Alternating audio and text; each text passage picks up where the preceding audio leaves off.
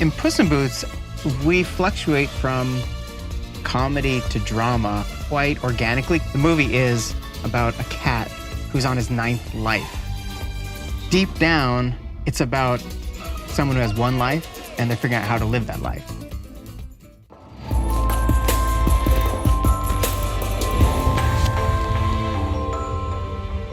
In the beginning of the process, Julian and I came on the film, and we worked with the filmmakers at that point, developing sounds. Jay and Julian were so fun to work with and open to all our stupid, goofy ideas. Like, just embraced us very quickly, and we're actually excited. My job is to give a director, at the very least, everything that they've got in their mind. If people are thinking about the soundscape, Puss in Boots is such a surprising movie. We bring as much originality to this movie as possible. So everything that is happening on the screen, everything that you hear was specifically created for this movie. You can go from something that's musical and maybe not any sound design, and then we'll do a quick shift so there's no music and now only sound design. Or maybe we do a quick shift so there's nothing, and maybe there's no sound, maybe a little bit of breathing, maybe a little bit of dialogue. It's about, okay, what's important? What do you really want to focus on here? Is it the sword? Is it the heartbeat? Is it a super sweet moment between him and another character? The wolf whistle was one of those thematic elements where you hear it and you know that he's close. In those certain scenes where we did play with the whistle kind of in an atmosphere, right? Kind of traversing going space. around the room. When he hears it, it's first it's like, where's it coming from? Yeah, which I think that contributes to the audience going, oh crap, it's present, but where is it? And that's the creepiest thing.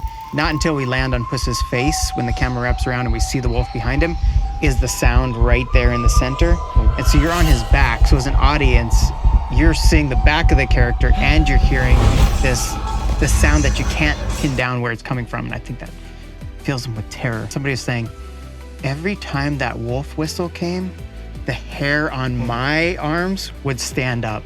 When Julian and Jay got involved, you know, they jumped right in. Just their experience in balancing the mix, where we always end up with our philosophy, less is actually more. We arrive at the answer. There's a very valuable lesson in not using sound as much as using sound, going quiet as much as going loud.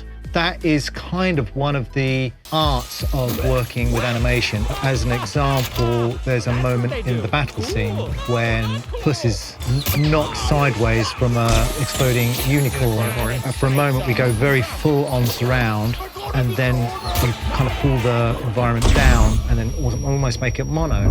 And that's the kind of thing that it's like another tool in our palette to use.